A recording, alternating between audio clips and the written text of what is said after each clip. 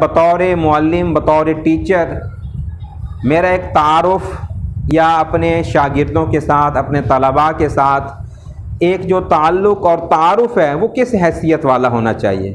یا یہ جو میں نے یہاں پر ہیڈنگ دی ہے کہ primary responsibility of a teacher, کہ ایک استاد کی، معلم کی، معلمہ کی اولین ذمہ داری کیا بنتی ہے؟ ایک استاد، ایک معلم، ایک معلمہ کی اولین ذمہ داری کیا بنتی ہے؟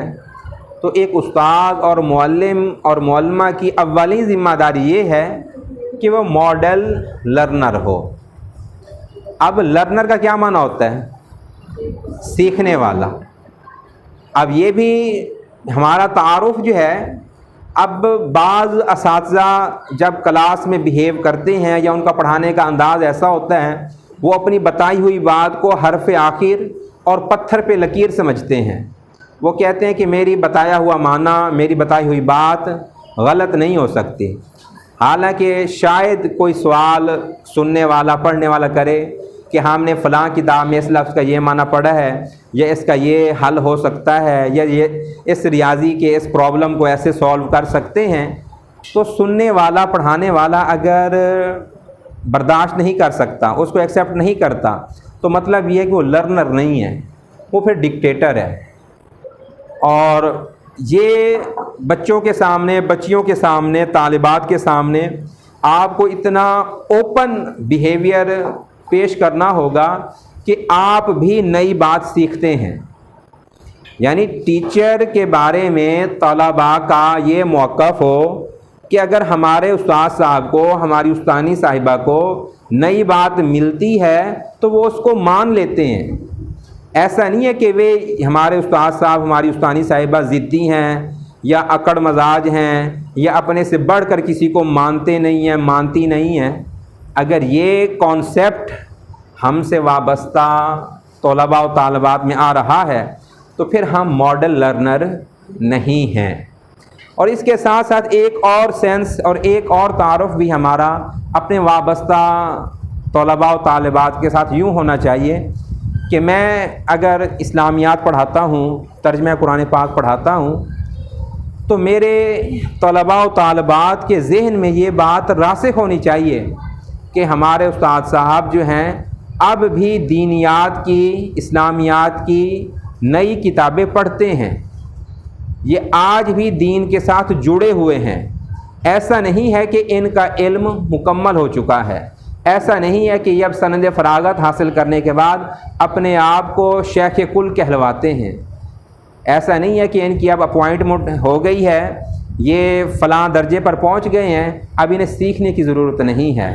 اور جب ہم اپنی روز مرہ کی معمولات کے اندر ان کو انوالو کریں یا ان کو بتائیں کہ بیٹا آج کل میں فلاں کتاب پڑھ رہا ہوں، تو ان کے اندر ایک سینس پیدا ہوگی کہ ہمارے استاد صاحب کی، استانی صاحبہ کی 40 سال عمر ہے، وہ پھر بھی پڑھ رہے ہیں، اور میں 10 سال کا ہو کر، 12 سال کا ہو کر صرف درس تک ہی پڑھتا ہوں، اسکول کی کتاب ہی پڑھتا ہوں، اور کیوں نہیں پڑھتا؟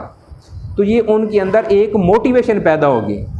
لیکن آج کل کے دور کے اندر استاد بچے کی جو قدرتی موٹیویشن ہے، ہم اس کو بھی سک کر لیتے ہیں، چوس لیتے ہیں۔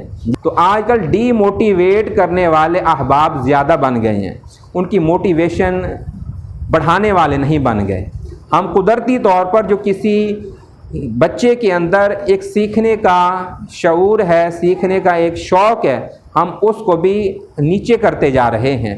تو اس لیے کوئی سائنس کا استاد ہے تو اسے اپنے طلباء کے سامنے اس بات کا اظہار کرتے ہوئے جھجک نہیں آنی چاہیے کہ آج کل نا یہ نئی ریسرچ آئی ہے، میں نے یہ پڑھی ہے، آج کل میں یہ اس پروجیکٹ پہ کام کر رہا ہوں۔ تو بچے اس میں اپنی کیوریاسٹی جو ہے ظاہر کریں گے، اپنی جستجو اور تجسس کو ظاہر کریں گے۔ اور اگر ہم صرف اسکول میں اور کلاس میں وہی درسی کتاب ہی پڑھانے کے لیے مختص ہو گئے ہیں اور ہمارا لرننگ ایٹیٹیوڈ نہیں ہے، بات ہو رہی ہے لرننگ ایٹیٹیوڈ کی، تو پھر ہم ان کی موٹیویشن کو، جو قدرتی موٹیویشن ہے، اس کا بھی ستیہ ناش کر دیں گے، اس کو بھی تہس نہس کر دیں گے۔ تو استاد کی اولی ذمہ داری یہ ہے کہ وہ ماڈل لرنر بنے۔ دیکھیں نا، یہ بی ایڈ ایم ایڈ کے اندر پڑھایا جاتا ہے کہ ایجوکیشن کی ٹائپس کتنی ہیں، بتایا جاتا ہے ایک فارمل ایجوکیشن ہوتی ہے، ایک نان فارمل ایجوکیشن ہوتی ہے، ایک انفارمل ایجوکیشن ہوتی ہے۔ پہلے 2 قسمیں ہوتی تھیں، جدید ریسرچ میں 3 قسمیں بنا دی گئی ہیں کہ رسمی تعلیم، غیر رسمی تعلیم، نیم رسمی تعلیم۔ تو اس فارمل ایجوکیشن کو فارمل لرننگ کہہ لیں، نان فارمل لرننگ کہہ لیں یا انفارمل لرننگ کہہ لیں، تو اس کے لیے استاذ کا رویہ جو ہے ہمیشہ مثبت رہنا چاہیے۔ ہم سیکھیں اور اس سیکھنے کا عمل جو ہے ہم سے وابستہ لوگوں کے سامنے ہونا چاہیے، اور وہ کتاب کے ساتھ تعلق ہمارا واضح کرے گا تو ہمارے بچے جو ہیں سیکھنے کی طرف راغب ہوں گے، شوقین بنیں گے۔